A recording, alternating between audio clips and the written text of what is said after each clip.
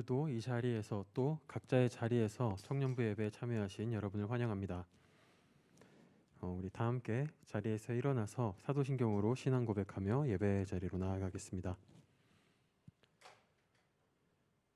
전능하사 천지를 만드신 하나님 아버지를 내가 믿사오며 그 외아들 우리 주 예수 그리스도를 믿사오니 이는 성령으로 잉태하사 동정녀 마리아에게 나시고 본디오 빌라도에게 고난을 받으사 십자가에 못 박혀 죽으시고 장사한 지 사흘 만에 죽은 자 가운데서 다시 살아나시며 하늘에 오르사 전능하신 하나님 우편에 앉아 계시다가 저리로서 산자와 죽은 자를 심판하러 오시리라.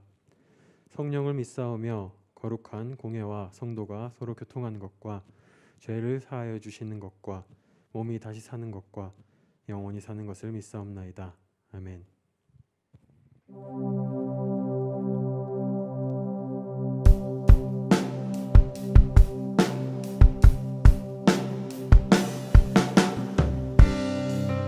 우리가 그 어느 곳에 있든지 우리는 주를 구하고 주를 향한 갈급함으로 나아가야 합니다. 우리 이 시간 찬양으로 먼저 고백하길 원합니다. 내 영이 주를 구하고 내 마음이 주를 향하네. 주님 만나기 원하네. 내 마음 열어놓고 주의 임재 기다리며 오직 주만 경배하네. 주 없는 나의 삶은 메마른 사막과 같네. 주 품에 날 안아주소서.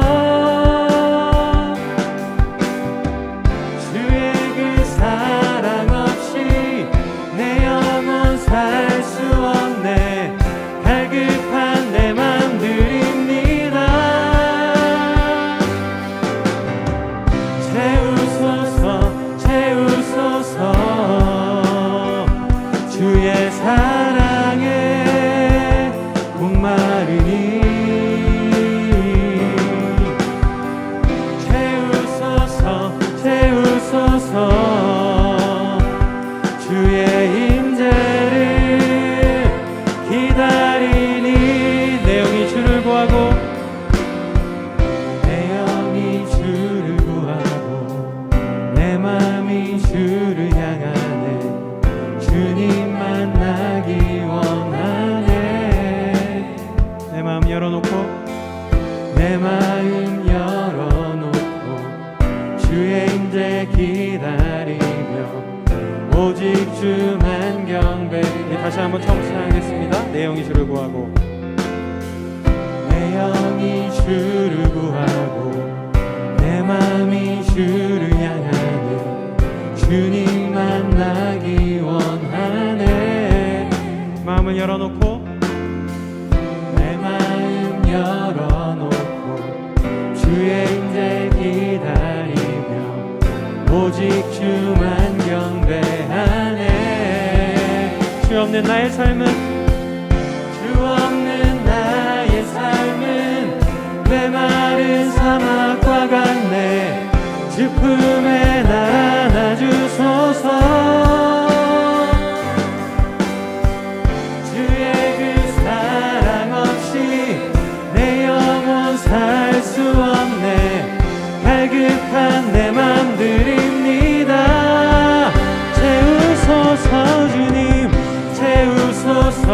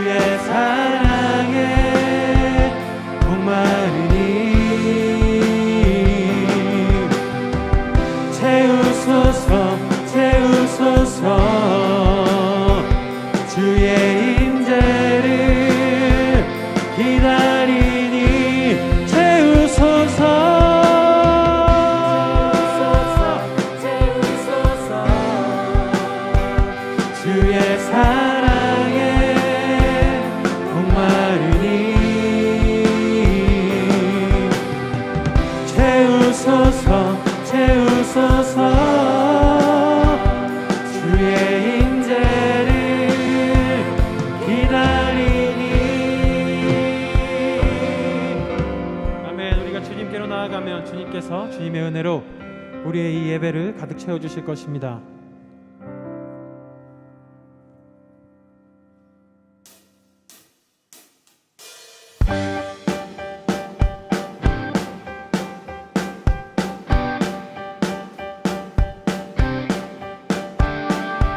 우리의 삶이 모두 주님께 있음을 우리 찬양으로 고백하며 나아갑시다.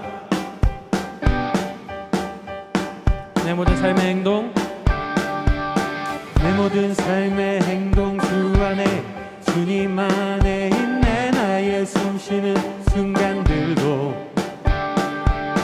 내 모든 삶의 걸음 주 안에, 내 길도 주 안에, 나의 숨쉬는 순간들도.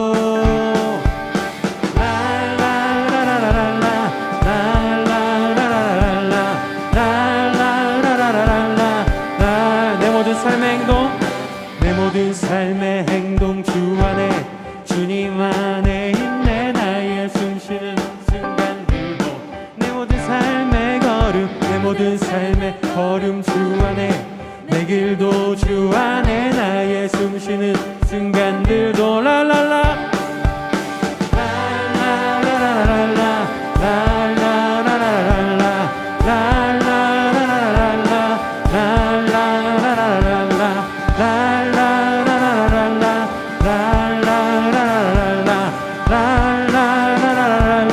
다시 한번 처음부터 찬양하겠습니다. 내 모든 삶의 행동 주 안에, 주님 안에 있네. 나의 숨쉬는 순간들도, 우리의 삶이 모두 주님 안에 있습니다. 내 모든 삶의 걸음 주 안에, 내 길도 주 안에, 나의 숨쉬는 순간들도. 랄랄라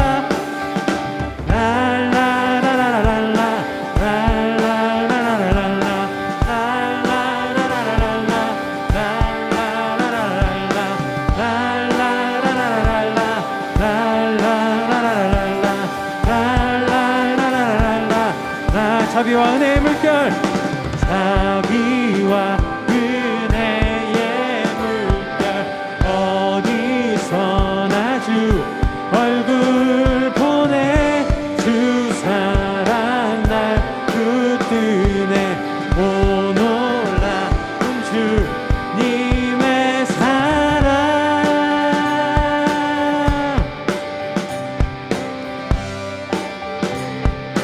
랄랄랄라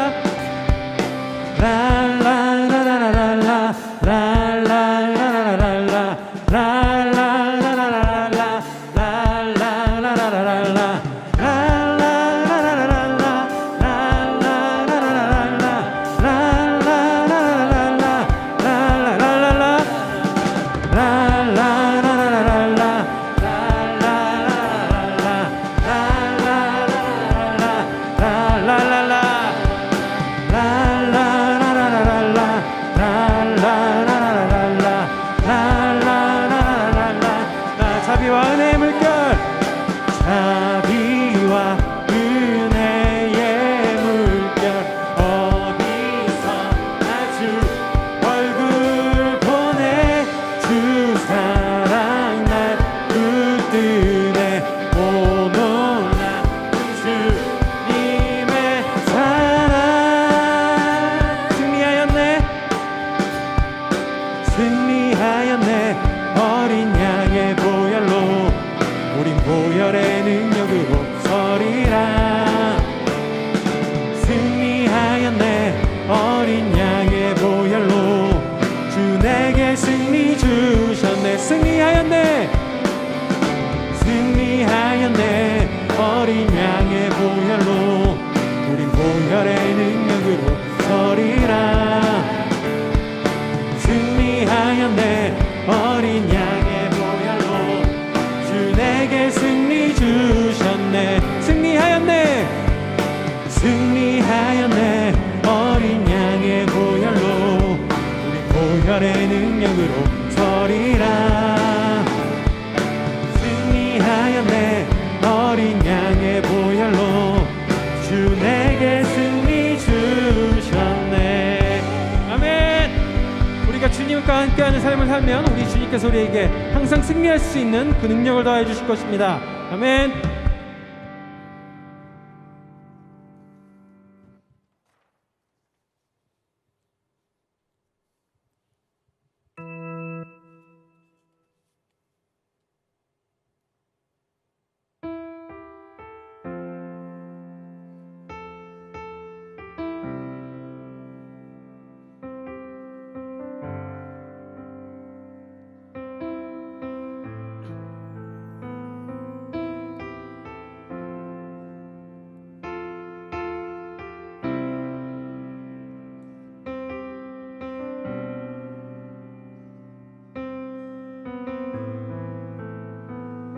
주 여기 운행하시네. 주 경배해, 주 경배해. 주 여기 역사하시네. 주 경배해, 주 경배해. 세기를 만드시는 분, 큰 기적을 행하시는 분, 주는 우리 하나님. 약속을 지키시는 분, 어둠 속을 밝히시는 빛, 그는 우리 하나님.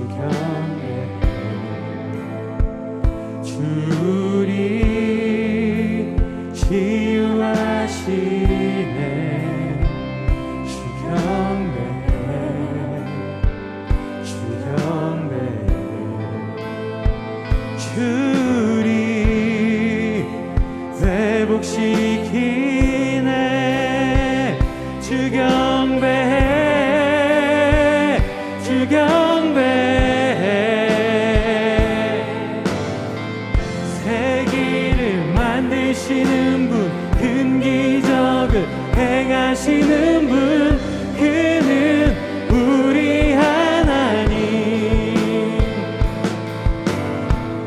약속을 지키시는 분, 어둠 속을 밝히시는 빛, 그는 우리 하나님. 세계를 만드시는 분, 세계를 만드시는 분, 큰 기적을 행하시는 분, 그는 우리 하나님.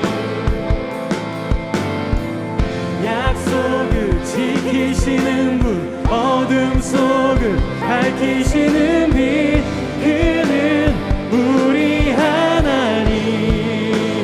그는 하나님, 그는 하나님, 그는 하나님, 그는 하나님, 그는 하나님, 그는 하나님, 그는 하나님, 그는 하나님.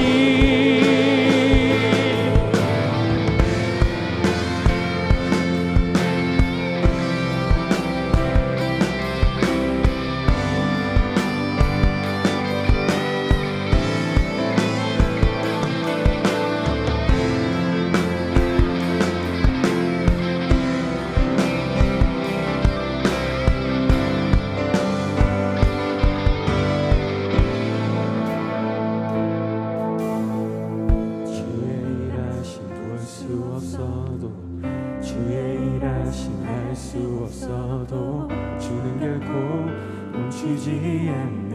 주는 결코 멈추지 않네. 주의 일하심 볼 수 없어도, 주의 일하심 알 수 없어도, 주는 결코 멈추지 않네. 주는 결코 멈추지 않네.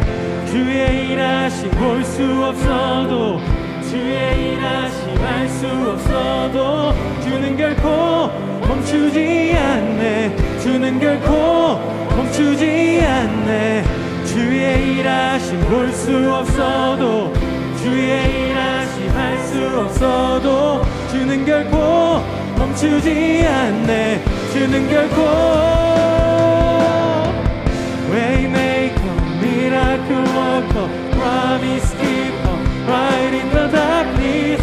My God, that is who you are.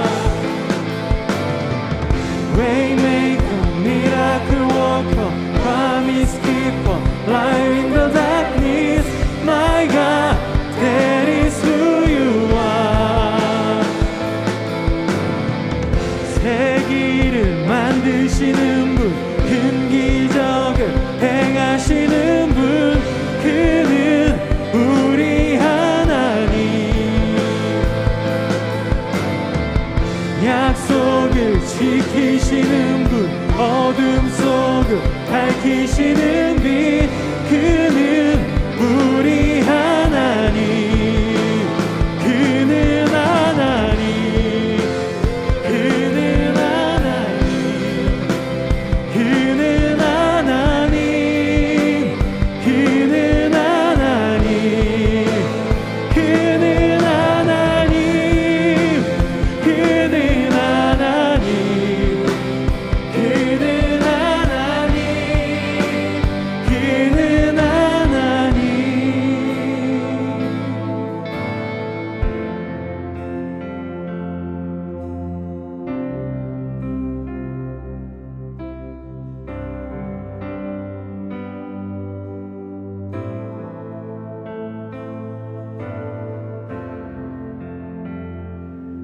가끔은 우리가 주님을 닮은 삶을 살고 싶다고도 고백을 하고 또 강한 믿음을 달라고 고백을 하고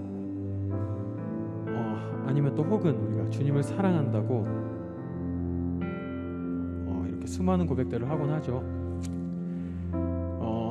하지만 우리는 그렇게 고백을 하면서도 잘 지키지 못하고 흔들리고 쉽게 좌절도 합니다. 가끔은 주님이 어디 계신지 잘 보이지도 않기도 하고 주님이 무슨 일을 행하시는지 잘 느끼지 못할 때도 있고, 그래서 주님을 때로 원망하기도 하고 그렇게 나아가는 저 자신을 바라보곤 합니다.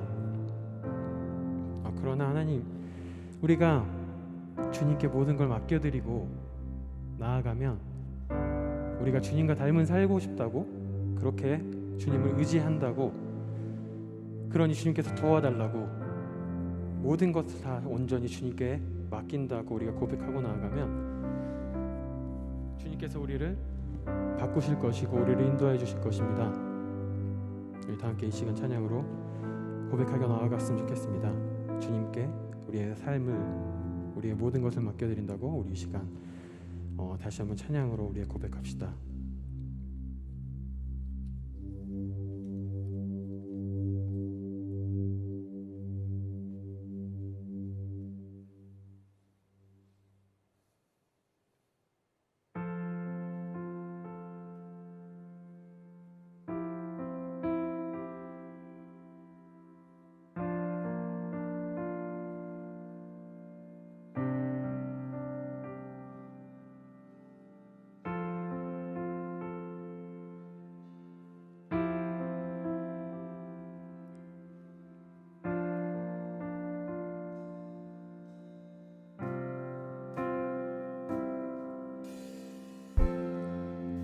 주님 손에 맡겨드리리 나의 삶 주님께. 주님 손이 나의 삶 붙드네. 나 주의 것 영원히.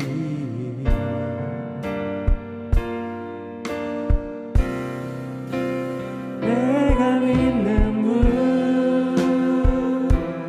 예수, 내가 속한 분 예수, 삶의 이유 되시네. 내 노래 되시네. 전심으로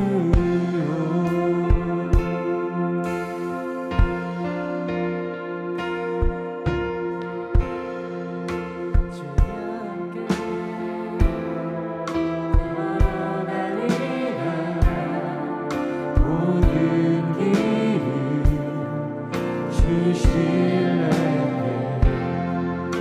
주 뜻 안에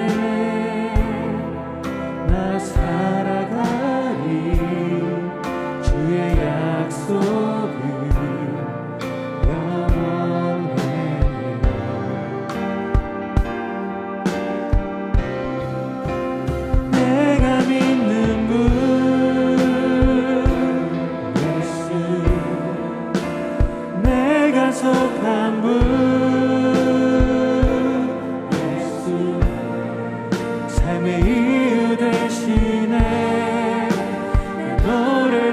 내가 믿는 분, 내가 믿는 분 예수, 내가 속한 분 예수, 삶의 이유 되시네, 노래 되시네, 진심으로.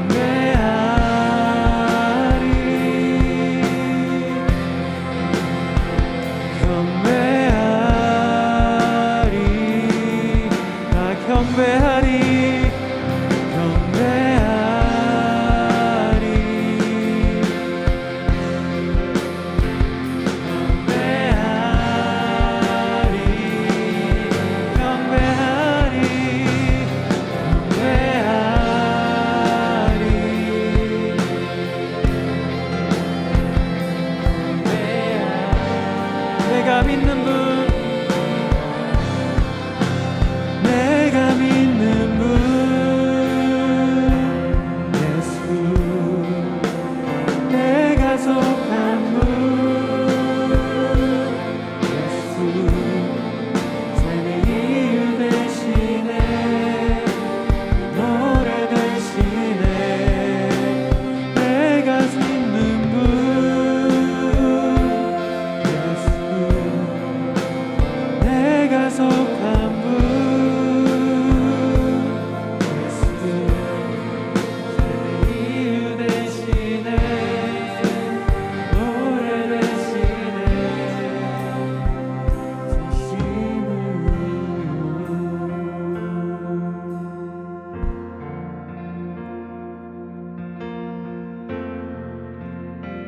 우리가 믿는 분은 전능하신 하나님이시고 우리는 그 주님께 속해 있습니다. 우리는 비록 연약하지만 우리가 주님께 합당한 자가 되고 싶다고 고백하고 나아가면 주께서 우리를 이끌어 주실 것입니다. 은밀한 곳에서 일을 행하시는 주님께서 지금도 우리의 삶을 이끌고 계십니다. 우리 온전히 모든 걸 주님께 맡기고 이 시간 그저 고백으로, 기도로 주님 앞에 나아갑시다. 주님께 합당한 사람이 되고 싶다고, 주님께 올바른 사람이 되고 싶다고 우리 이 시간 모든 걸 주님께 맡기고 기도로 고백하며 간구합시다. 기도하겠습니다. 하나님 아버지 감사합니다. 이 시간 하나님 아버지 제가 주님께 나아갑니다. 주님께 예배를 드립니다. 하나님 아버지 저는 너무도 연약합니다. 하나님 아버지 이 시간 이 자리에서 주님께 합당한 사람이 되겠다고 이렇게 고백을 하고 있지만 그럼에도 불구하고 저는 흔들립니다. 그러나 하나님 아버지 모든 것 주님께 맡기고 나아가겠습니다. 오직 주님께 기도로, 간구로, 예배로 나아가겠습니다. 주께서 저를 이끌어 주시옵고 저의 삶을 변화시켜 주시옵소서. 주님만을 찬양하겠습니다. 평생토록 주님만을 예배하겠습니다. 어떠한 상황이든 어떠한 자리에서든 오직 주님께 경배 올려드리겠습니다. 주님, 우리의 기도를 받아주시옵소서. 우리의 삶을 받아주시옵소서. 우리의 마음을 받아주시옵소서.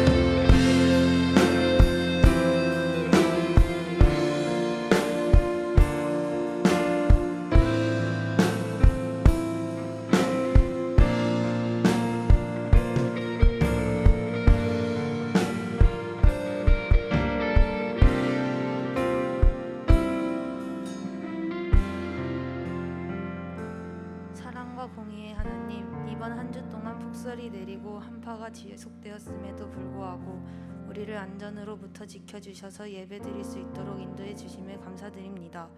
이번 한 주간도 세상 속에서 주님을 생각하지 않고 제 뜻대로 살아간 날들이 많았습니다. 이젠 회개합니다. 다시금 주님 뜻을 따라 의지와 결단을 세워 살아갈 수 있도록 연약한 믿음에 힘을 더하여 주세요. 새해에도 코로나가 계속되는 가운데 속히 이 사태가 진정되어 청년부가 다시 이 자리에 나와 함께 예배할 수 있는 날이 올 수 있도록 도와주시고, 나아가 지금도 강한 추위와 핍박 속에서도 북한에서 힘들게 주님을 믿는 자들이 있습니다. 남과 북이 복음 통일되어 하나님을 찬양하고 예배하며 대한민국에 다시 부흥이 일어날 수 있도록 도와주세요. 오늘 말씀 전해주시는 박진현 전도사님께 기름 부어주시고 전하시는 생명의 말씀을 통해 우리의 메마르고 굳은 심령을 새롭게 하여 주세요. 영과 진리로 예배하고 주님의 임재 안에서 예배하는 청년부가 되기를 소망하며 우리의 참 소망 되시는 예수 그리스도의 이름으로 기도드렸습니다. 아멘.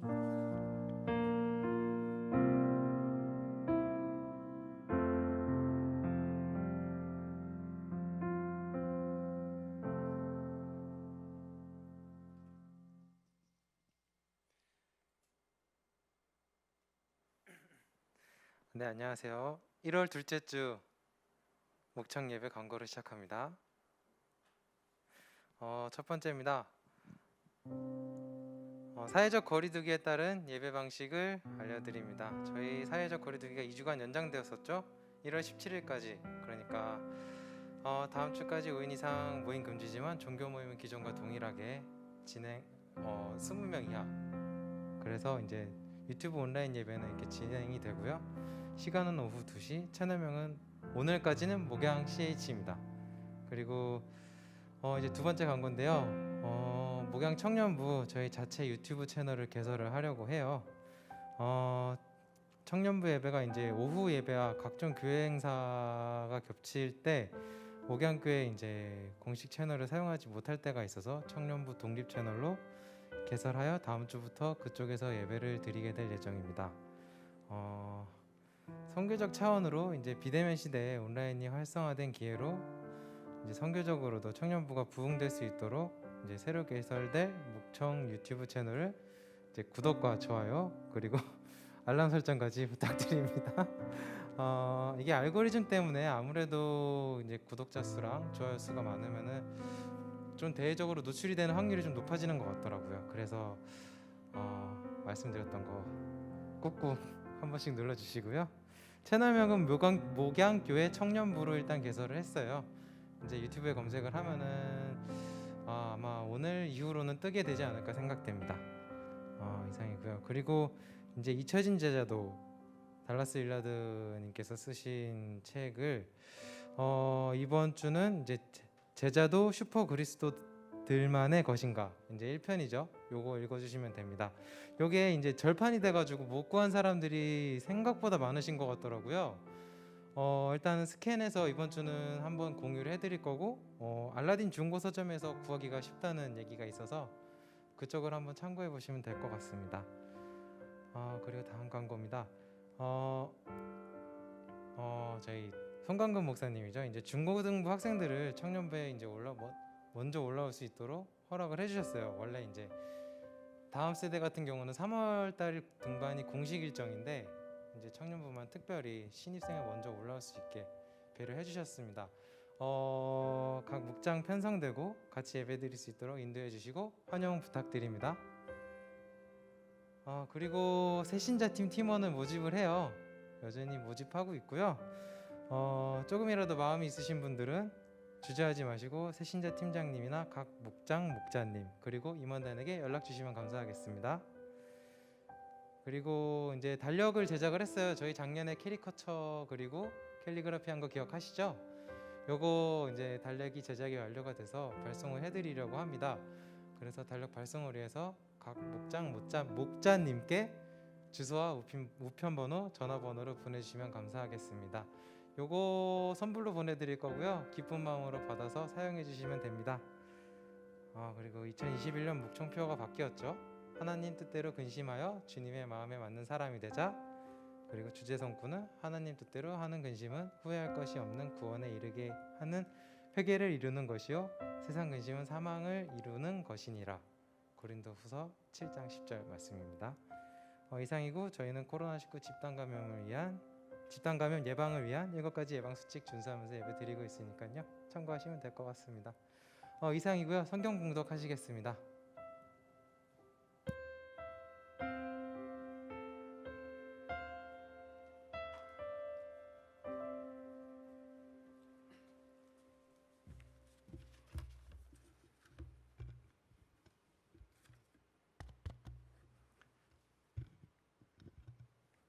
오늘 우리에게 주시는 하나님 말씀은 사무엘하 1장 13절에서 16절 말씀입니다.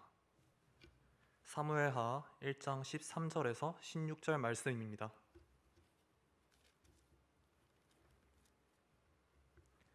다윗이 그 소식을 전한 청년에게 묻되 너는 어디 사람이냐 대답하되 나는 아말렉 사람 곧 외국인의 아들이니이다 하니 다윗이 그에게 이르되 네가 어찌하여 손을 들어 여호와의 기름 부음 받은 자 죽이기를 두려워하지 아니하였느냐 하고 다윗이 청년 중 한 사람을 불러 이르되 가까이 가서 그를 죽이라 하매 그가 침에 곧 죽으니라.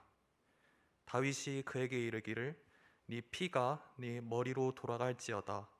네 입이 내게 대하여 증언하기를 내가 여호와의 기름 부음 받은 자를 죽였노라 함이니라 하였더라. 오늘 우리에게 주시는 하나님 말씀입니다.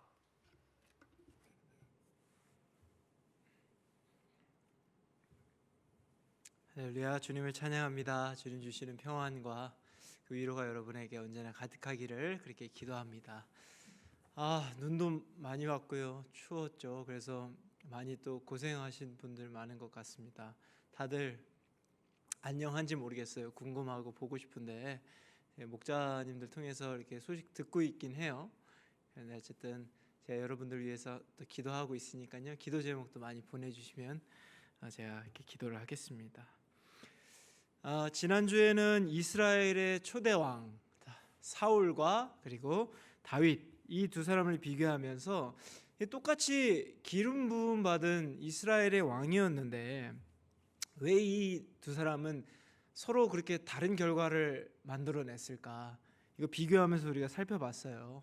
그리고 또 다윗을 통해서 이루어진 아주 많은 성취들, 다윗을 통해서 약속된 그 가나안 땅에 그 평강, 하나님의 평강이 이루어져서 백성들이 아주 잘 지낼 수 있었고, 또 400년간 이어져 온 그 다윗 왕조와 또 예언되었던 우리의 메시아 되신 예수님께서 그 가문에서 나왔다라는 그러한 아주 놀라운 성취들을 다윗을 통해서 이루어진 것을 우리가 볼 수 있었는데, 그것이 어떤 국가적인 시스템이나 인간의 능력이나 어떤 제도나 이런 것 때문에 그럴 수 있었던 것이 아니라 다윗이 하나님 마음에 맞는 사람이었기 때문에 하나님께서 은혜로 선물로 그러한 성취들을 이룰 수 있도록 해주셨다. 그래서 하나님 마음에 맞는 자가 되도록 우리도 고민하면서 함께 갑시다, 이런 얘기를 제가 이제 지난주에 말씀을 드렸습니다.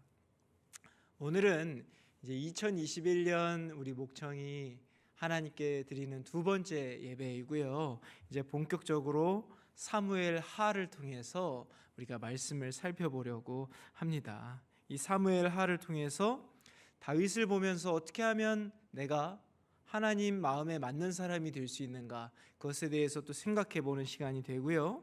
또 다른 하나는 이 다윗을 통해서 통치된 이스라엘 나라가 점점 하나님이 주관하시고 다스리는 신본주의적인 그런 왕정 체제가 된단 말이에요.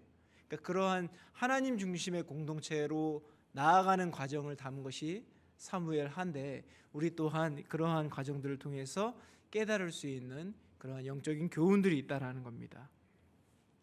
그래서 이제 오늘부터 사무엘하를 깊게 살펴보면서 우리가 1년 동안 또 나아갈 건데요. 이제 제 예상을 했는데 이제 좀 뭐 여러분을 평가하는 건 아니지만 죄송하지만 아마 제 예상컨대 이스라엘의 어떤 이러한 역사적인 배경 지식이 조금은 부족할 수 있을 것 같다라는 생각하에 제가 짧지만 핵심적인 그 내용을 설명할 필요가 있겠다라고 생각이 들었어요. 왜냐하면 사무엘하를 보기 이전에 그러한 배경 지식이 있다면 그것을 이해하고 공감하는 데 큰 도움이 되기 때문에 제가 설명을 좀 드릴 필요가 있겠다라고 생각을 했습니다.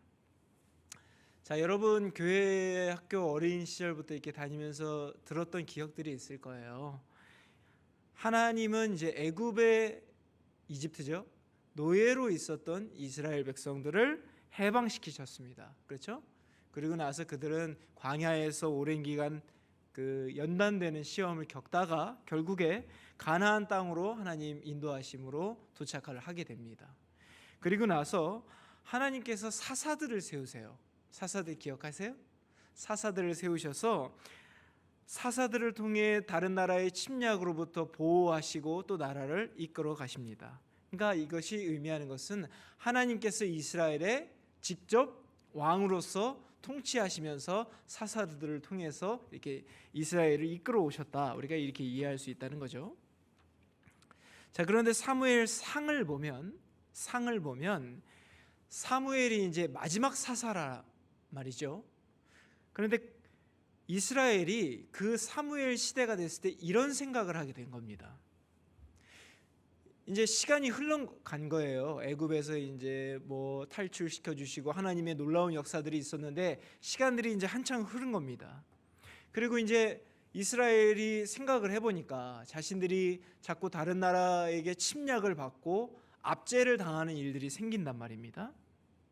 그러니까 이러한 일들을 당하는 그 원인을 신앙적으로 내가 하나님께 불순종하고 영적으로 타락해 가면서 나의 마음과 나의 삶에 문제가 있구나. 하나님께 회개해야 되겠다. 하나님의 가르치심이죠. 그렇게 하라고 하셨으니까요. 근데 이렇게 그 원인을 찾은 것이 아니고 주변의 다른 나라들을 살펴보기 시작한 겁니다. 강대한 나라들. 그랬더니 주변의 다른 나라들은 그 통치 형태가 왕정 체제였던 거예요. 인간의 왕이 다스리는 그러한 나라들이 있었던 것이고 우리가 지금 이렇게 어려운 이유가 이 통치 체제에 있구나라는 그런 외적인 것에 그 요인을 찾게 된 것입니다. 그래서 이제 우리도 사무엘에게 또 하나님에게 우리도 다른 나라들처럼 왕을 세워서 다스리게 해 주십시오 하고 요구하게 된 것이죠. 그러니까 이런 것들을 보면은 그 옛날이나 지금이나 우리는 언제나 하나님께 그 등지는 그런 우리의 그런 특징이 있다라는 것을 보게 되는 거예요. 여러분 잘 생각해 보십시오. 자, 이스라엘이 이러한 요구를 했다는 것은 그것이 의미하는 것은요. 곧 이스라엘의 유일한 왕으로서 다스리는 하나님을 버리겠다라는 그러한 반역과 불순종이 담겨져 있는 것입니다. 그래서 사무엘상 8장을 보면 이런 내용이 있어요. 이스라엘의 장로들이 이런 말을 합니다. 모든 나라와 같이 우리에게 왕을 세워 우리를 다스리게 하소서. 자, 이렇게 요구를 합니다.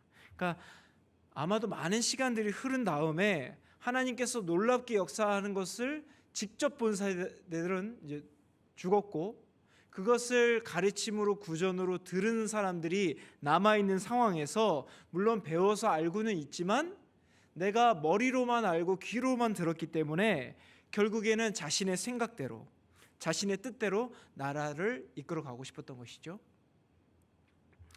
그러니까 이제 여기서 우리가 깨달을 수 있는 것이 참으로 내 삶 속에서 주님께서 역사하시는 거 그거 경험하고 주님과 깊게 교제하면서 나아가는 그러한 경험이 얼마나 중요한 것인가를 우리가 다시 깨달을 수가 있는 겁니다. 하나님은 물론 언제나 존재하고 계시는 분이지만 특별히 우리 세대 또한 많은 경우에 머리로만 알거나 귀로만 들었기 때문에 내 마음대로 하고 싶어하는 그 우리 안에 있는 죄성을 내 의지로 이기기가 어려운 거예요. 그래서 우리가 이것을 위해서 하나님 역사하시고 또 그 교제하는 주님과의 삶이 되기 위해서 함께 기도해야 되는 것이고 그렇게 하나님의 말씀을 봐야 되는 것이고 또 지난주 말씀드린 것처럼 그렇게 작은 것부터 내가 아직 하나님께 맡길 수 있겠다고 생각되는 작은 것부터 하나님께 온전히 맡기는 그러한 믿음의 실험들이 우리의 삶 속에 있어야만 그렇게 경험되는 삶이 될 수 있지 않겠습니까? 그래야 점점 주님을 신뢰하게 되고 그래서 아까 우리 찬양할 때도 말씀하셨지만 결국에는 내 삶을 하나님께 신뢰함으로 맡길 수 있는 지경에까지 갈 수 있다라는 것이죠. 그러나 아무런 시도 없이 그저 내 마음대로 내가 들은 것만 가지고 그렇게 신앙생활을 하기에는 우리의 의지라는 것이 너무나 약하다라는 것입니다. 자, 이스라엘 백성들은 이제 주변의 다른 나라들처럼 우리도 인간의 왕을 가진다면 그 왕이 전쟁을 승리로 이끌어 줄 거고 우리나라를 부강하게 해줄 거야 라고 기대한 것입니다. 그러나 하나님은요 이렇게 경고를 하신 거죠. 우리를 사랑하시기 때문에 너희들 사람이 왕으로 통치하는 나라가 되면 더 힘겨운 일과 더 끔찍한 일들이 벌어지게 될 거다. 이렇게 하나님은 경고해 주십니다. 그리고 실제로 우리가 사람들의 그 역사, 인간의 역사를 봤을 때에 그 왕이 통치하는 형태의 그러한 체제가 얼마나 악하고 끔찍한 일들이 많이 일어났는지 우리가 충분히 책들을 통해서 또 여러 가지 자료들을 통해서 알 수 있지 않습니까? 네, 그것은 너무나 자명한 것이라는 겁니다. 그러니까 왕이라 하더라도 우리와 같은 죄 많은 인간이기 때문에 아무리 그 사람이 왕이 되어도 그것은 불완전할 수밖에 없다라는 것이죠. 그것에 악이 틈탈 수밖에 없다라는 얘기입니다. 자, 그럼에도 불구하고 그들이 고집을 부립니다. 그러자 하나님께서는 이스라엘의 소원을 들어주십니다. 그리고 첫 번째 왕인 사울을 세우게 되신 것이죠. 그러나 사울도 아까도 말씀드린 것처럼 한낱 우리는 인간에 불과하기 때문에 처음에는 아마 의지가 있었고 하나님 세워주셨기 때문에 훌륭한 왕처럼 이렇게 하려고 하는 것처럼 보였으나 결국에는 하나님께 불순종하고 자신의 뜻대로 아주 인본주의적으로 자기 중심적으로 왕권을 유지하려는 그러한 악한 왕이 되어버리고 맙니다. 그래서 결국에는 하나님께 버림을 받게 되죠. 근데 여기서 또 우리가 이제 흥미로운 것은 하나님께서 인류의 역사를 통해서 역사하시고 일하시는 그 방법을 우리가 연구해 보면요, 주님은 언제나 그 역사 속의 흐름에서 자연스럽게 일하신다라는 거예요. 그러니까 갑자기 자신의 그 초월적인 힘으로 다 뒤집어 엎어버리고 마음대로 하시지 않는다는 겁니다. 왜 그렇습니까? 우리를 존중하시고 사랑하시기 때문에 그렇다는 거죠. 그래서 주님은 이제 기왕 시작된 왕정 체제이니까 사람들의 물론 악한 마음에서 시작된 것이지만 우리를 존중하시기 때문에 그것 또한 포용해 주시고 어쨌든 이 체제를 통해서 하나님 중심의 나라로 인도하시기 위해 자신의 마음에 맞는 자, 그 자를 찾으셔서 이 이스라엘의 왕으로 세우시게 된 겁니다. 그게 바로 다윗인 것이죠. 그리고 우리가 오늘 더 다룰 이 사무엘 하의 내용은 이렇게 인본주의로 끌어왔던 사울 왕의 시대가 끝나고 나서 하나님께서 다윗을 통하여 이스라엘을 하나님 중심의 신본주의 왕정 체제, 그 나라, 그 공동체로 만들어가는 과정을 담은 것이 그 책이 이 사무엘 하라는 겁니다. 이해가 되시겠죠? 그러니까 한마디로 하나님은 자신의 마음에 맞는 자를 세우셔서 그 사람을 통하여 이 공동체가 하나님의 중심의 공동체로 변해가는 과정을 이 책에 우리에게 보여주신 것이고 우리는 그것을 통해서 깨달을 수 있다는 겁니다. 그러니까 우리 목청 또한 이제 사무엘 하를 볼 때에 여러분 한 명 한 명이 하나님이 세우신 왕과 같은 제사장 아닙니까?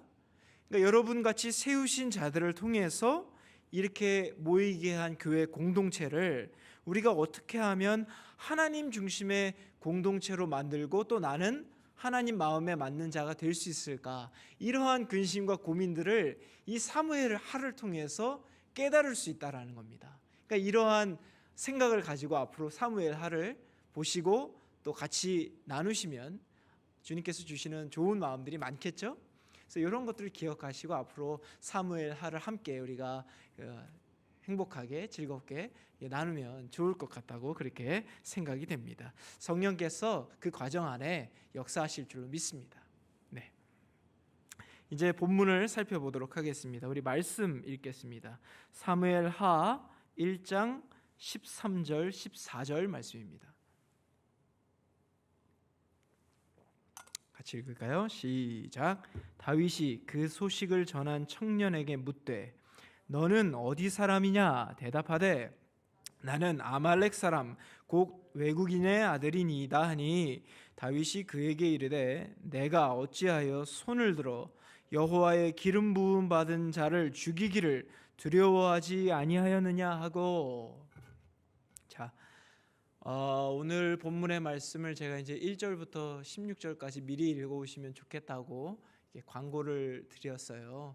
아무래도 이제 이 스토리가 있다 보니까 여러분들이 미리 읽어오시면은 제가 세세하게 설명하면 설교 너무 길어지니까 이해하고 공감하는데 도움이 될 것 같아서 그렇게 말씀을 드렸습니다. 앞으로도 이렇게 이런 일이 있을 때 미리 읽어오시면은 큰 도움이 될 것 같습니다.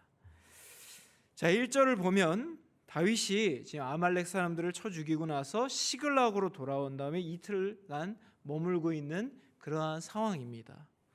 근데 이제 한편에서는 블레셋과 전쟁 중이었어요, 사울이. 근데 그 전쟁 진영에서 한 아말렉 청년이 지금 다윗에게 온 겁니다. 그리고 와서 사울 왕과 그 아들 요나단이 전쟁 중에 사망하게 되었다는 소식을 지금 보고하고 있는 그런 상황인 거죠. 그리고 5절부터 10절까지 보면은 이 아말렉 청년이 이렇게 설명을 하는 거예요. 더 이상 살 가능성이 없는 사울 왕을 그 사울 왕이 나에게 부탁해 한 것에 따라서 내가 그를 죽였습니다. 그렇게 진술하고 있는 겁니다. 그것이 사실인지 아닌지 모르겠지만 아말렉 청년이 그렇게 진술을 하고 있는 거죠. 그리고 11절부터 16절까지의 내용은 이 내용을 통해서 사울과 그 아들 요나단이 전사했다는 것을 알았고 이스라엘이 패전했다는 소식을 다윗이 듣고 매우 슬퍼하여 금식하고 그리고 기름 부음 받은 사울 왕을 죽였다고 그 말한 아말렉 청년을 처형하는 내용이 담겨 있는 것이 오늘 1절부터 16절까지의 내용이라는 것입니다. 자, 오늘 본문을 통해서 제가 이제 하나님께서 주신 마음과 그 영적으로 깨달을 수 있었던 두 가지 메시지를 여러분에게 전하고자 합니다. 그 중에 첫 번째는 바로 아말렉 청년을 처형한 다윗을 통한 그 깨달음입니다. 그것은 다윗을 보니까요, 다윗은 자신의 모든 판단을 하나님 중심으로 했다는 것을 우리가 알 수 있다는 겁니다. 다시 한번 말씀드리겠습니다. 다윗은 그 삶 속에서 그 모든 삶의 자신의 지경에서 모든 판단을 하나님 중심으로 했다는 것을 우리가 깨달을 수 있다는 것입니다. 여러분, 다윗이요, 왜 아말렉 청년을 처형했을까요? 왜 아말렉 청년을 갑자기 처형했을까요? 생각해 보겠습니다. 자, 다윗은 사울과 다윗의 합성어입니까? 자, 다윗에게 사울은 어떤 존재죠? 상식적으로 여러분 어릴 때부터 많이 들었을 텐데 어떤 존재입니까? 다윗에게 사울은, 여러분 아시다시피 사울은 다윗에게 있어서 가장 큰 적이고 원수였습니다. 왜냐하면 사울이 다윗을 질투했거든요. 그래서 뭐 사울은 천천히요, 다윗은 만만이다 이러면서 백성들이 너무 좋아하고 그러니까 질투했고, 그래서 시도 때도 없이 아무도 잘못도 없는 이 다윗을 죽이려고 했었고, 그래서 다윗은 사울로 인해서 도피 생활을 했어요. 그 여러분과 같이 청년 때였단 말입니다. 근데 도피 생활을 했고 실제로도 또 죽을 뻔한 위기가 여러 번 있었습니다. 그러면 상식적으로 사울이 죽었다라는 이 소식은 다윗에게 있어서는 나를 죽이려고 했던 그 사울이 죽었구나, 그에게 그래서 내가 왕이 될 수 있는 기쁜 소식 아니겠습니까? 이것이 보편적인 우리의 생각일 것입니다. 또 아들 요나단 또한 그 후계자잖아요. 그러면 후계자가 죽었다는 것은 자신이 왕이 되기에 명분을 주는 것이었기 때문에 아주 보편적인 생각으로 봤을 때에 이것은 다윗에게 기쁜 소식이 되었을 겁니다. 근데 그럼에도 불구하고 왜 다윗은 사울의 죽음을 소식을 전한 아말렉 청년을 왜 처형을 했냐 이거죠. 생각해 보신 적 있습니까? 그 이유를 보니까 그것은 다윗은요, 하나님의 주권을, 하나님이 나의 주인인 것을 철저하게 인정하고 하나님의 중심으로 살아갔던 사람이었기 때문에 이렇게 할 수 있었다는 겁니다. 아까 읽었던 14절을 보면요, 이렇게 나와 있어요. 다윗이 그에게 이르되 내가, 아말렉 청년이죠, 어찌하여 손을 들어 여호와의 기름 부음 받은 자를 죽이기를 두려워하지 아니하였느냐 하고, 다윗의 원수인 사울을 죽였다고 지금 말한 아말렉 청년은 어떤 생각을 하고 있었을까요? 이걸 얘기하면서 내심 내가 다윗, 이 사람이 차기 앞으로 이제 왕이 될 사람인 것 같은데 내가 대신 죽였으니까 나에게 상급을 주겠지? 이렇게 내심 기대하고 있었을 겁니다. 근데 14절 같이 이렇게 얘기하니까 아마 심장 떨어지는 그러한 소름이 돋았겠죠. 그러니까 다윗의 14절 말씀을 통해서 우리는 그가 하나님의 주권에 대해서 지금 어떻게 생각하고 있는지를 우리가 알 수가 있다라는 겁니다. 그가 말하는 것은 이런 겁니다. 비록 사울이 나를 여러 번 죽이려고 하고 또 고난에 빠지게 했지만 어찌됐거나 그는 하나님께서 기름 부어 세우신 자이고, 그래서 나와 같이 한낱 사람이, 혹은 너와 같이 아말렉 청년과 같이 우리같이 한낱 사람이 하나님이 세우신 자에 대해서 그렇게 쉽게 함부로 대할 수 없다라는 생각과 태도를 취하고 있다는 것이죠. 그러니까 내 생각보다는 하나님의 생각이 중요하다고 생각하는 겁니다.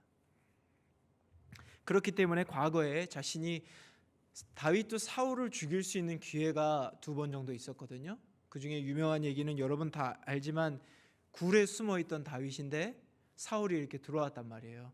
그래서 어두우니까 죽일 수 있었어요. 그럼에도 불구하고 다윗은 사울을 죽이지 않았습니다. 그리고 후에 옷 가장자리 살짝 벤 것만으로도 그가 양심의 가책을 느꼈단 말입니다. 그러니까 그는 그 정도의 생각을 갖고 있었던 거예요. 그렇게까지 하나님의 주권을 인정하면서 주님을 경외하는 마음을 갖고 있었다는 거죠. 공경하고 주님을 두려워하는 마음을 갖고 있었다는 겁니다. 그래서 행동을 조심하면서 살아갔던 사람이라는 거예요. 그렇게 하나님 중심으로 철저하게 살아간 사람이었기 때문에 하나님께서 기름 부어 세우신 사울 왕을 지금 아말렉 청년이 스스로 당당히 와서 내가 죽였습니다 한 그 청년에게 진노하며 그를 처단하기에까지 이르게 된 거 아니겠습니까? 주님께서 사랑하시는 여러분, 하나님께서 다윗을요, 내 마음에 맞는 사람이야, 다윗은 내 마음에 맞는 자야, 이렇게 여기시고 그 삶에 아까 말한 그러한 놀라운 성취들을 역사하신 그 이유 무엇이겠습니까? 바로 주님께서 나의 주인 되신다는 그 주권을 인정하는 태도, 그 철저히 인정하고 또 하나님의 마음과 뜻과 그 생각을 알기 위해서 고민하고 근심하며 그래서 주님의 뜻대로 내가 선하게 살기 위해서 행동 조심하고 적용하고 그렇게 하나님 중심으로 철저히 살아가는 자였기 때문에 하나님께서 마음에 맞는 자라 얘기하시고 그 삶에 역사하신 거 아니겠습니까? 너무 당연한 얘기인 것 같습니다. 자, 반면에 다른 쪽을 보니까요, 자신의 뜻대로 내가 내키는 대로 내가 하고 싶은 것을 기준으로 삼아서, 우리가 죄인이니까요 그것이 악하다고 얘기할 수 있겠죠. 악한 자신의 기준대로 자기 중심적으로 살아가는 사람들은 그러면 어떠하겠냐 이거죠. 우리는 아말렉 청년을 통해서 이 자기 중심적인 인본주의적인 이 사고방식으로 살아가는 사람들이 어떠한 삶을 살게 되는가에 대한 깨달음을 얻을 수 있습니다. 우리 6절부터 10절까지 말씀 읽고 싶은데요, 이게 준비가 됐는지 모르겠어요.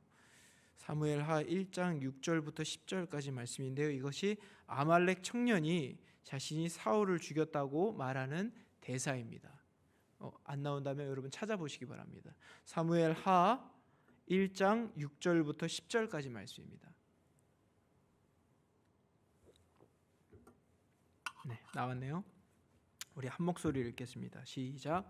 그에게 알리는 청년이 이르되, 내가 아말렉 청년이죠, 우연히 길보아 산에 올라가 보니 사울이 자기 창에 기대고 병거와 기병은 그를 급히 따르는데 사울이 뒤를 돌아 나를 보고 부르시기로 내가 대답하되 내가 여기 있나이다 한즉 내게 이르되, 사울이죠, 너는 누구냐 하시기로 내가 그에게 대답하되 나는 아말렉 사람이니이다 한즉 또 내게 이르시되 내 목숨이 아직 내게 완전히 있으므로 내가 고통 중에 있나니 청하건대 너는 내 곁에 서서 나를 죽이기라 하시기로 그가 엎드려진 후에 살 수 없는 줄을 내가 알고 그의 곁에 서서 죽이고 그의 머리에 있는 왕관과 팔에 있는 고리를 벗겨서 내 주께로, 다윗이죠, 가져왔나이다 하니라. 이게 아말렉 청년이 와서 다윗에게 지금 말한 대사입니다. 자, 사실 아말렉 청년이 6절부터 10절까지 말씀을 보면 그가 사울의 죽음에 대해서 지금 거짓으로 꾸며서 그럴듯하게 말하고 있다는 것을 우리가 알 수 있습니다. 이게 거짓말이라는 거예요. 실제 팩트와 다르다는 얘기죠. 왜 우리가 그것을 알 수 있냐면 사무엘상 31장 3절부터 5절까지 나와 있는 그 말씀을 보면 사울이 죽게 된 그 팩트와 지금 아말렉 청년이 얘기한, 자기가 얘기한 그 사울의 죽음과 그 내용이 다르기 때문입니다. 그러니까 원래 이 사해사본이라고 하죠. 동굴에서 이 사해사본 성경 사무엘서를 찾았을 때 한 권이었거든요. 사무엘 상하로 나눠져 있지 않고 너무 길어서 상하로 나눈 거예요. 그러면 사무엘상 맨 마지막 장인 31장과 사무엘하 1장이 연결되어 있는 내용이겠죠? 그러면 그 연결된 내용을 보니까 앞뒤가 내용이 다르다는 겁니다. 그것을 통해서 우리가 아말렉 청년이 거짓을 얘기하고 있구나를 알 수 있다는 것입니다. 우리 사무엘상 31장 3절부터 5절까지 말씀 한번 읽겠습니다. 시작.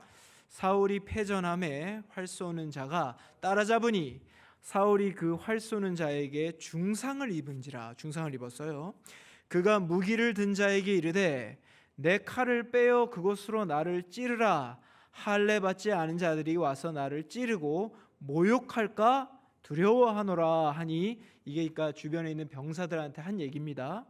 무기를 든 자가, 그 병사들이 심히 두려워하여 감히 행하지 아니하는지라. 이에 사울이 자기의 칼을 뽑아서 그 위에 엎드려짐에 무기를 든 자가 사울의 죽음을 보고 자기도 자기 칼 위에 엎드려져서 그와 함께 죽으니라. 이게 팩트라는 거예요. 그러니까 중상을 화살을 맞고 입은 사울이 지금 무엇이 두렵냐면 할례를 받지 않은 이방인들이 자신을 죽이고 모욕을 할까 봐 그것이 두려워서 스스로 죽음을 선택했다는 것을 우리가 알 수 있다는 거죠. 그런데 이런 사울이 이방인인 아말렉 청년에게 자신을 죽이라고 했다고 명령했다라는 것은 그것은 말이 되지 않는 얘기겠죠. 여러분, 아말렉 청년은 왜 자신이 사울을 죽였다고 거짓으로 말했을까요? 왜 아말렉 청년은 이렇게 거짓으로 내가 사울을 죽였습니다 하고 다윗에게 말했을까요?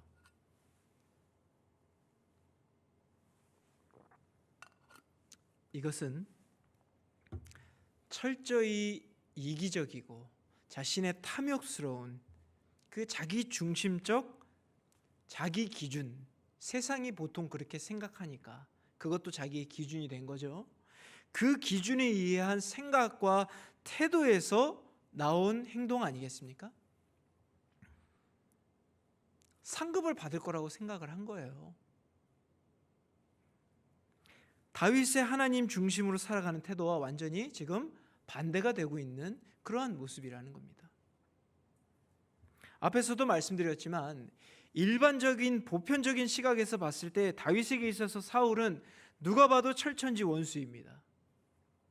다윗은 사울에 의해서 죽을 고비를 여러 번 수없이 맞았고요. 또 망명 생활을 했습니다. 그렇기 때문에 아말렉 청년은 딱 보니까 각이 나오는 거예요. 자신의 기준대로 판단해서 다윗이 사울의 죽음에 대한 소식을 들으면 기뻐하겠구나. 그리고 원수인 사울을 죽여준 자기에게 상급을 베풀 것이라고 기대한 것입니다. 그러니까 우리 목청의 표 아까 고린도후서 7장 10절 그 말씀에 빗대어서 얘기해 보면 이런 거죠. 다윗은 하나님의 뜻대로 근심하는 사람이었기 때문에 후회할 것이 없는 회개를 하게 되죠. 그리고 그것을 내 삶에 적용하려고 애쓰게 되죠. 그러니까 결국에는 하나님이 주시는 그 구원에 이르게 됩니다. 그러나 아말렉 청년은요, 세상적으로 근심을 하기 때문에 세상에서 말하는 탐욕스럽고 이기적이고 내가 먼저 잘 돼야 되는 거 그걸로 근심하기 때문에 결국에 사망에 이르게 되는 그러한 반대되는 결과를 보여준다라는 거죠. 그러니까 사람의 능력으로는요, 여러분 참된 기준이라는 것을 세울 수 없는 거 아니겠습니까? 너무 당연하잖아요. 죄나 나나 똑같은 죄인인데, 그렇죠? 우리는 신이 아닌데 완전하지 않은 존재인데 누가 세운 기준이라는 것이 도덕적인 것이 됐든 무엇이 됐든 말이죠. 그것이 어떻게 완전한 기준이 될 수 있겠습니까? 그러니까 죄인이 기독교적인 용어이긴 하지만 죄인이라는 사람들이 만든 기준이라는 것은 그것을 따랐을 때 돌이킬 수 없는 결과를 우리에게 주게 된다라는 겁니다. 그러니까 하나님 중심은 후회할 것이 없는 이였지만 사람의 기준은 후회할 것만 남게 되는 거예요. 그러니까 대부분의 사람들이 죽음을 맞게 됐을 때 내 인생이 후회스럽다고 고백하게 되지 않습니까? 이유가 있다라는 것이죠. 최근에 이렇게 소식을 이렇게 너무 많이 얘기를 하셔서 들었는데 한 어린 아기에게 끔찍한 일이 일어났었습니다. 여러분 다 아시는 내용이라고 생각이 됩니다. 사람들에게 많이 보도되고 큰 이슈가 됐죠. 그래서 제가 듣고 저도 물론 뉴스를 통해서 이렇게 들은 거지만 너무 마음이 아프고 가슴이 이렇게 참 너무 이렇게 표현하기 어려울 정도로 안타까웠습니다. 근데 또 우리로서는 더 안타까웠던 이유는 그 부모가 기독교인이라는 이유는 또 우리의 가슴을 한 번 더 이렇게 무너지게 만드는 소식이었던 것이죠. 많은 경우에 우리가 보면 교회를 다닌다고 하는 사람들임에도 불구하고 종종 이렇게 안타까운 일들이 일어나는 것을 우리가 보게 된다라는 것입니다. 왜 그럴까? 그게 중요하겠죠. 왜 그럴까? 물론 제가 그분들의 모든 사정을 다 알지 못합니다. 저 또한 부족한 사람이고요. 그러나 제가 목회자로서 말씀을 전하는 자로서 분명하게 말할 수 있는 것은요, 교회를 다닌다고 해서 예수님의 제자인 것은 아니라는 것입니다. 다시 말하면 교회를 나온다고 해서 그리스도인이라는 것은 아니라는 거예요. 예수님의 제자라고 한다면요, 어떤 분이 이 잊혀진 제자도에서 이제 제자라는 용어가 학생 혹시 뭐 혹은 도제 이런 식으로 표현이 되는데, 이 학생이라는 용어가 많이 와닿았나 봐요. 제자는 뭔가 좀 나랑 동떨어진 것 같은데 학생이라는 용어는 이렇게 딱 와닿았던 것 같습니다. 그러면 학생으로 제가 얘기해 볼게요. 예수님의 학생이라고 한다면 우리가요, 그러면 하나님의 뜻대로 우리는 근심하게 될 것이고요, 나의 스승이신 예수님의 가르침대로 살기 위해 애쓸 수밖에 없을 것입니다. 그러면요, 그러한 사람들에게 이렇게 끔찍한 일은 벌어지지 않게 될 것입니다. 제가 이러한 이유에서 잊혀진 제자도라는 그 책을 같이 읽자고 계속해서 권면을 드린 것입니다. 왜냐하면 그 책에서 저자가 중점적으로 말하는 것은 이런 내용입니다. 현대에 우리 여기까지 온 우리 개신교가 잘한 것도 물론 많겠지만 가장 큰 문제 중에 하나는 우리에게 잘못된 인식을 심어줬다는 거예요. 그럼 뭡니까? 예수님의 제자가 된다라는 것은 좀 특별한, 좀 뭐 목회자나 리더하는 사람들, 이런 사람들이고, 나는 그냥 교회에 나가고 말씀 듣고 그냥 가끔 기도하고 그러면 나는 구원에 이르겠지, 나는 그리스도인이지 라고 생각할 수 있게 그렇게 교육을 했다라는 거예요, 교회가.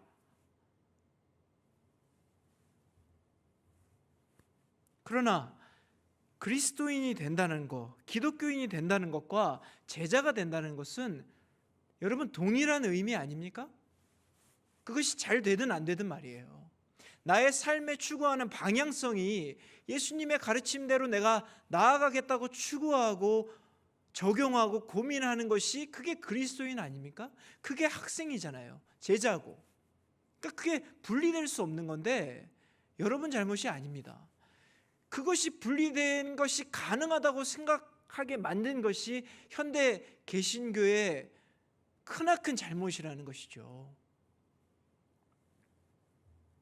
그 책의 표현으로 얘기해 보면 특별한 소수 슈퍼 그리스도인만이 예수님의 제자로 살아가는 것이 아니라는 것입니다.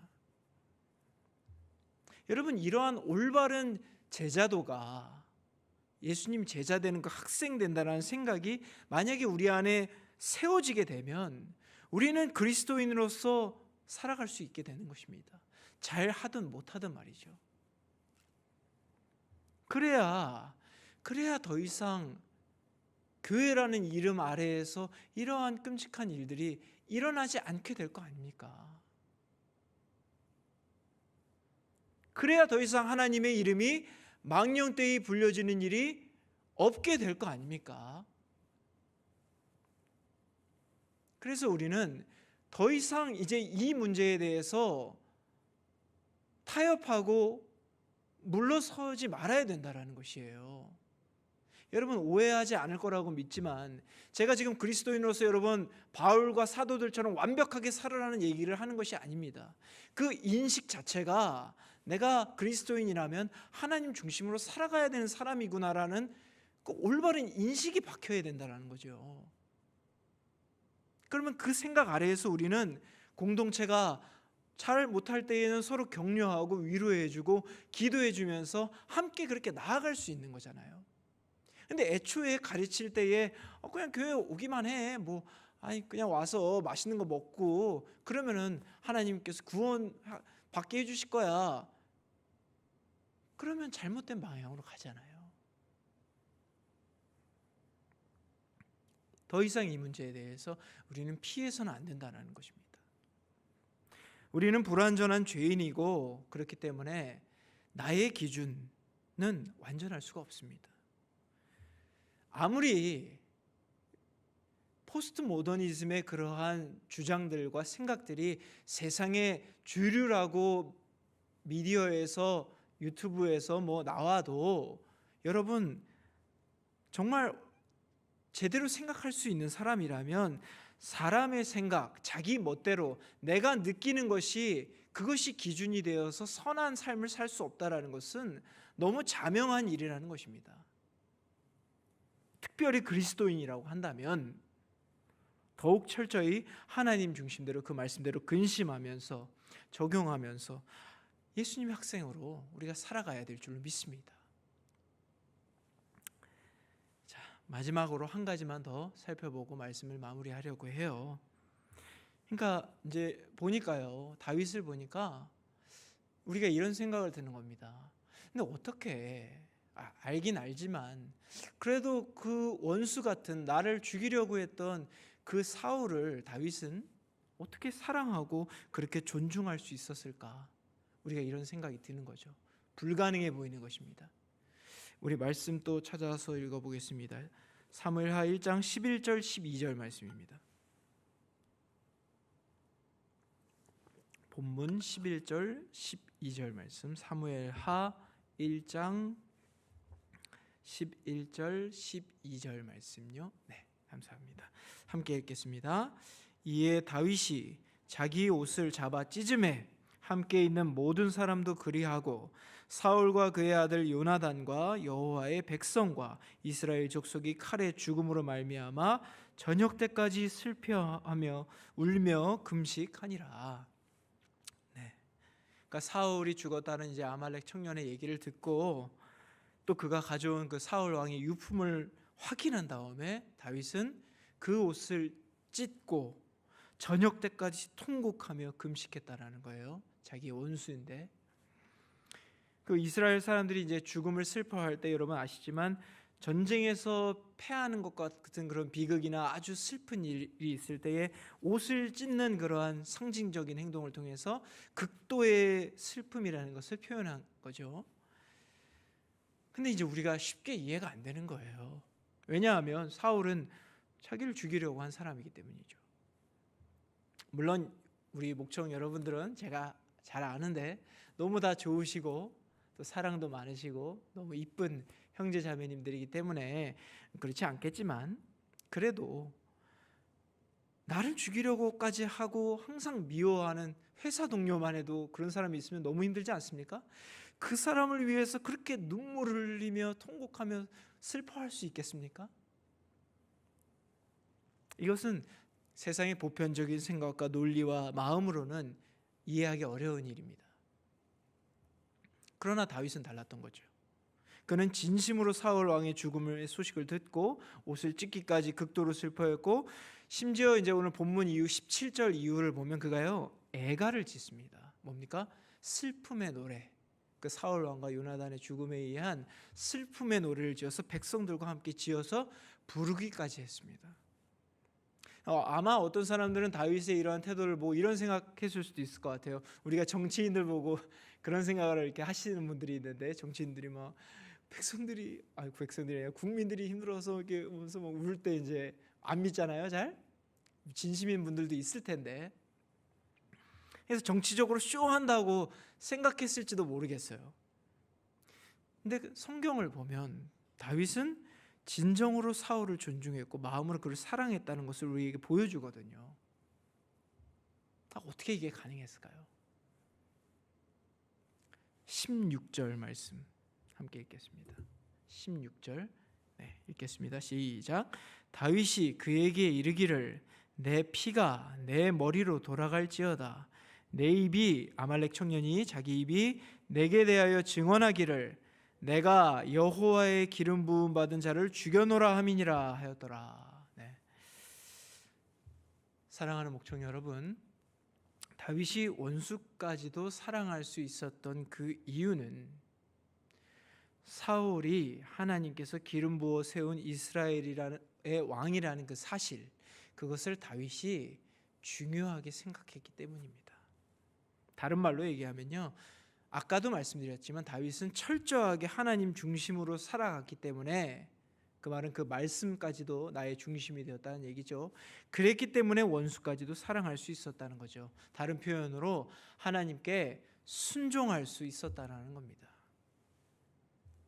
내 안엔 사랑이 없지만 그러나 하나님 중심적인 그 사고 방식에서 봤을 때에 하나님께 순종함으로 의지적인 결단을 해서 따라갈 수 있었다는 거죠. 즉 다윗이 더 중요하게 생각했던 것은 나를 미워하고 나를 죽이려고 했던 그 자기 중심적인 생각보다는 사울이 하나님께서 세우신 왕이라는 하나님 중심의 생각을 더욱 중요하게 생각하고 그것을 존중했다라는 거예요. 그렇습니다.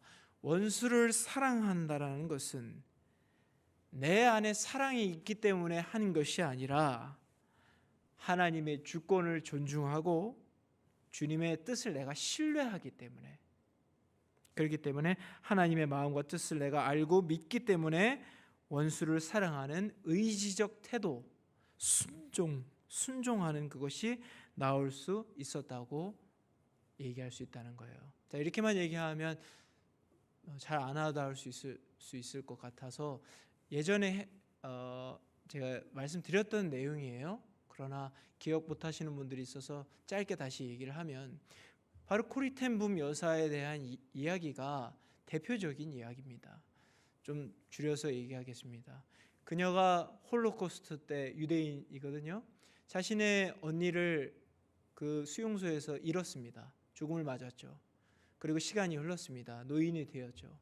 그리고 그녀가 전 세계를 돌아다니면서 사랑과 용서에 대한 메시지들을 설명하면서 그러나 결국 두려워하던 그 독일에 가게 된 날이 왔습니다.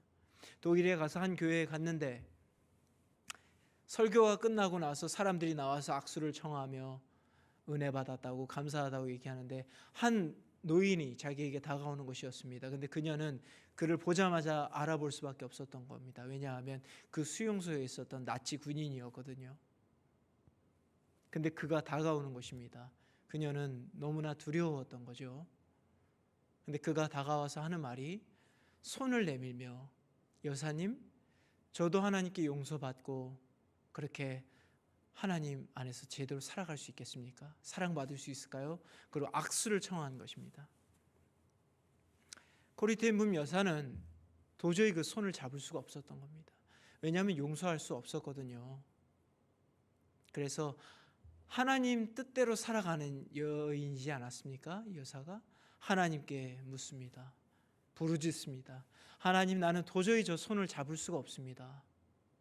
어떻게 해야 됩니까? 그리고 하나님 그때 마음으로 말씀하십니다. 그 손을 잡아라. 코리텐붐 여사는 자기 안에 사랑이 없었습니다. 그렇지만 하나님 뜻대로 살아가는 사람이었고 그 하나님의 명령에 순종하였습니다. 의지적으로 결단한 것이죠. 그래서 그 손을 잡았습니다. 그리고 우리 성령께서 우리 안에 역사하실 때 우리도 경험한 사람들이 있을 거예요. 그 몸에 전류가 흐르는 듯한 그러한 느낌을 받으며 손을 순종하여 잡는 순간 내 안에 그 예수 그리스도의 십자가 사랑이 넘치도록 부어지는 그 경험을 하게 된 거예요. 내 안에 사랑이 없었지만 순종하여 잡음으로 예수 그리스도의 사랑이 내 안에 부어졌고 그녀는 그 사랑에 의지하여 그 사람을 용서할 수 있었다라는 그러한 여사의 간증을 우리가 볼 수가 있습니다. 그렇습니다. 우리는 하나님의 주권을 존중하고요. 주님을 신뢰함으로 그것에 순종하여 나아갈 때에 하나님께서 우리 안에 없는 성령께서 주시는 능력을 부어주시는 줄로 믿습니다. 여러분, 이것을 경험하는 삶이 되어야 되는 것이죠. 그러면 우리의 삶이 달라진다는 거예요.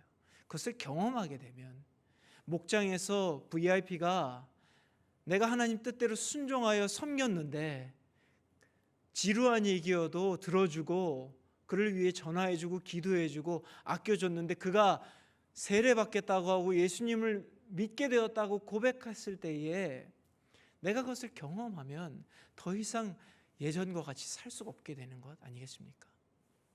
그것을 경험하게 돼야 된다는 것이죠. 그래서 우리가 하나님의 주권을 존중하고 그 뜻대로 근심하며 순종하며 그렇게 예수 그리스도의 사랑을 경험하며 그렇게 나아갈 때에 우리는 다윗과 같이 살아갈 수 있게 된다는 것이죠. 주님의 도우심으로, 성령님의 역사하심으로 그것이 가능하다는 겁니다.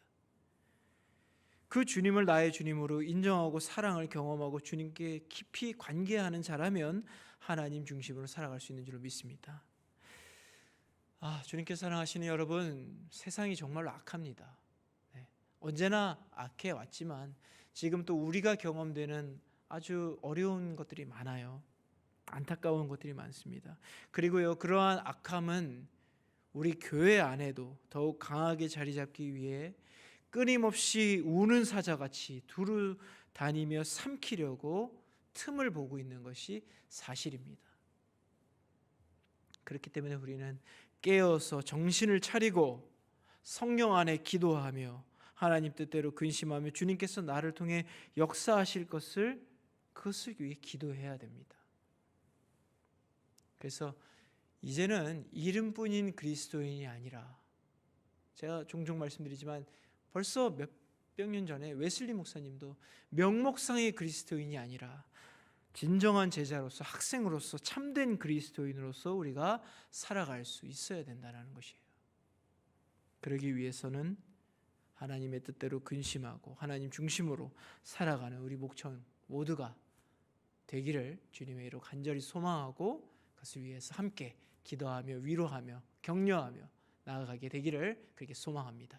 우리 함께 찬양하겠습니다.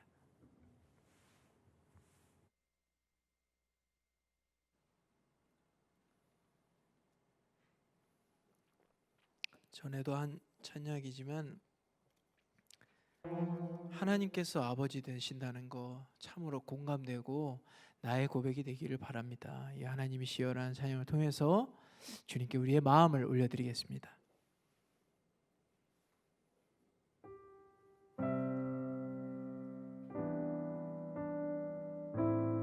아버지 도와주십시오. 그러한 마음의 고백으로 우리 함께 찬양하겠습니다. 하나님이시여, 하나님이시여, 하나님이시여, 주는 나의 하나님이시로다. 나의 몸과 마음 주를 갈망하며 이제 내가 주께 고백하는 말, 여호와는 나의 힘이요, 여호와는 나의 구원이시니 내가 누구를 두려워하리요. 여호와는 생명의 피난처시니 주의 인자가 생명보다 나음으로 내 입술이 여호와를 찬양하리. 내 평생에 주를 찬양하며 주의 이름으로 내 손 들리라. 하나님이시여, 하나님이시여, 하나님이시여, 주는 나의 하나님이시로다.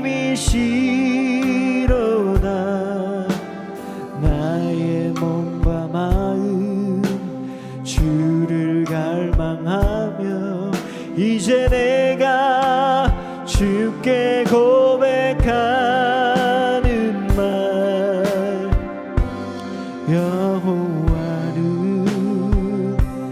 나의 힘이요, 여호와는 나의 구원이시니 내가 누구를 두려워하리요. 여호와는 생명의 피난처시니 주의 인자가 생명보다 나음으로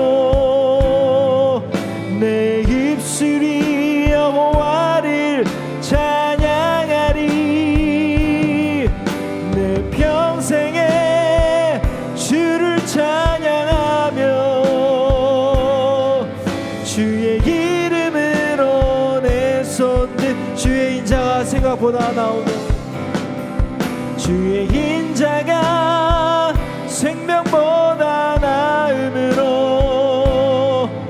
내 입술이 여호와를 찬양하리.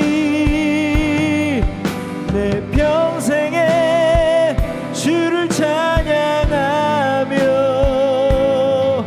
주의 이름으로 내 손 들리라. 주의 이름으로 내 손 들리라. 주의 이름으로 내 손 들리라. 주의 이름으로 주의 이름으로 내 손 들리라. 아멘. 다 함께 기도하기 원합니다. 특별히 기도하실 때 이런 기도 제목으로 기도하시면 좋을 것 같습니다. 주님, 교회에 다니는 것만으로도 나는 기독교인이다 라고 생각했던 우리의 자기중심적인 태도들 지금 이 시간 회개합니다. 그리고 하나님 중심으로 살아가는 예수 그리스도의 제자, 학생, 그렇게 아버지 주님의 그 가치를 따라가며 성장하며 살아가기를 소망합니다. 아버지 의지적으로 결단하여 순종하기를 바라오니 성령 하나님 역사하여 주옵소서. 또한 하나 더 기도할 것은 더 이상 교회의 이름으로 그러한 악이 행해지는 일이 없게 되기를 소망합니다.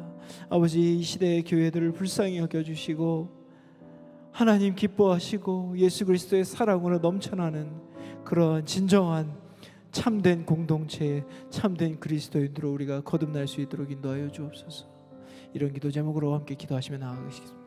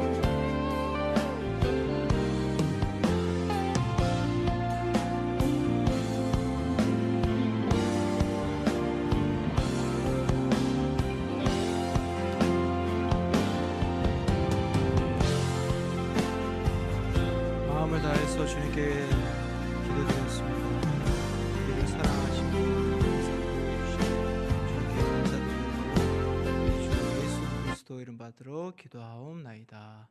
아멘. 다 함께 일어나셔서 우리 결단의 찬양 드리겠습니다.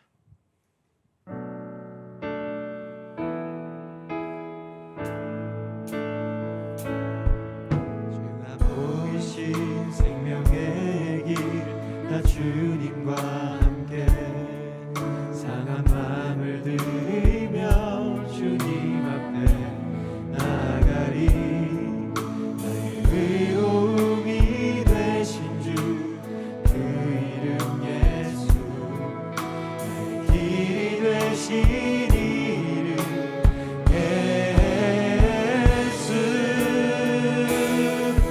나의 길 오직 그가 아시나니.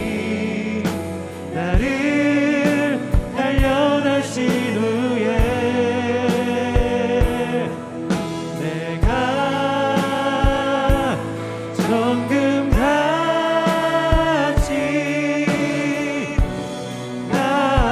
나오리라. 나의 길 오직 그가 아시나니. 나를 단련하신 후에 내가 정금같이 나오리라.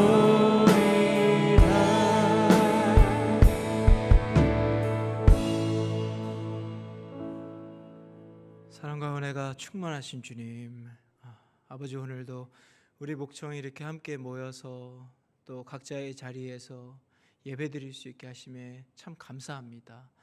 아버지, 얼마나 귀하고 소중한 공동체인지 모르겠습니다. 이 모든 것이 주님의 은혜입니다. 주님께 영광을 올리고 주님께 모든 감사를 올려드립니다. 오늘 말씀을 통해서 하나님의 중심으로 살아가는 것이 얼마나 중요한지에 대해서 그 생각과 스승 되신 예수님의 가르침대로 살아가는 것이 얼마나 중요한 것인지에 대해서 우리가 다시 깨달을 수 있었습니다. 아버지, 이 시간 안일하게 생각하고 그저 교회의 출석만으로도 내가 그리스도인이라고 생각해서 하나님의 은혜를 잊어버리고 그저 나의 중심적으로 살아갔던 우리의 생각들, 우리의 태도들, 아버지 회개하오니 예수 그리스도의 보혈로 덮어주시고 아버지 용서하여 주옵소서. 그리고 다윗과 같이 내가 주님의 자녀요 제자인 것처럼, 학생인 것처럼 그것에 따라 하나님 중심적으로 철저하게 적용하고 근심하며 또 서로를 격려하며 그렇게 나아갈 수 있는 나와 또 우리 목청 공동체가 될 수 있도록, 그렇게 목장들이 될 수 있도록 인도하여 주옵소서. 아버지, 안타까운 참 끔찍한 일들이 이 땅에서 많이 벌어지고 있습니다. 그것이 우리 모두의 잘못인 줄로 생각이 됩니다. 아버지, 우리 안에 뜨겁게 역사하시고 성령께서 강하게 주관하여 주셔서 더 이상 교회의 이름으로 악한 것들이 자행되지 않게 하여 주시고 소금과 빛과 같은 역할을 감당하며 정말 빛과 같은 공동체가 될 수 있도록 아버지 그렇게 인도하여 주옵소서. 특별히 우리 목청을, 목양교회를 사용하셔서 그 모든 선한 사역의 선두가 되게 하시고 하나님께서 우리를 통하여 역사하시고 부흥하신 것을 경험하게 되는 그러한 우리 목청이 되게 주님께서 허락하여 주옵소서. 아버지, 한 주간 또 세상으로 돌아갈 것입니다. 그곳에서는 여전히 아버지 차갑고 어둡고 악한 것들이 가득합니다. 그리고 우리가 생각하는 하나님 중심의 기준과는 모두들 다른 세상적 기준, 자기 중심의 기준, 내 멋대로의 생각대로 살아가는 것이 대부분인 세상입니다. 그 가운데에서 아버지 무너지지 않게 하시고 흔들리지 않게 하시고 주님께서 그 마음을 붙들어 주셔서 하나님 은혜 안에서 철저히 모범이 되고 그들에게 오히려 살아계신 하나님을 경험케 하는 하나님 중심의 자녀들, 제자들, 예수님의 학생들 될 수 있도록 그렇게 인도하여 주옵소서. 마음을 다해서 예물을 바친 그러한 지체들이 있습니다. 이 예물 또한 하나님께서 가장 기뻐하시고 하나님께서 아버지 가장 그 깊은 뜻이 있는 그곳에 쓰임 받게 하시고 해외에서 선교사로 나가 계시는 선교사님들 아버지 그들을 축복하여 주시고 보호하여 주시고 모든 이러한 예물들이 하나님 기뻐하시는 곳에 쓰임 받게 하셔서 그곳에 위로가 있게 하시고 평화가 있게 하시고 예수 그리스도의 사랑으로 넘치게 되는 역사가 있게 허락하여 주옵소서. 우리 한 명 한 명 목청 인원들 주님 축복하여 주시고 그 삶에 놀라운 주님의 사랑으로 은혜로 평강으로 채워지기를 간절히 소망하며 기도합니다. 주님을 신뢰하고 주님께 모든 것을 맡기며 그렇게 나아가겠습니다. 감사드리옵고 우리 주 예수 그리스도 이름 받들어 기도하옵나이다. 아멘. 주기도문으로 예배 마치겠습니다.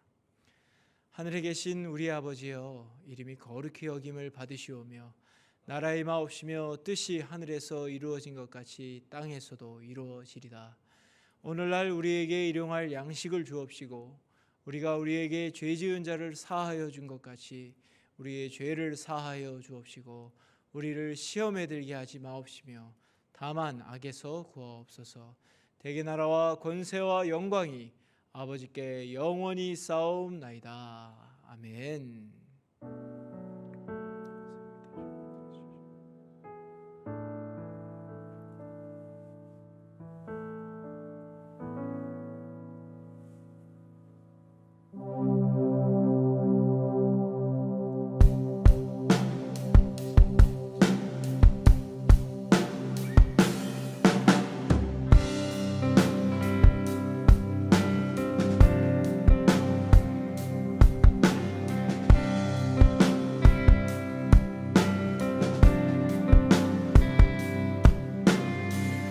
내 영이 주를 구하고 내 마음이 주를 향하네. 주님 만나기 원하네.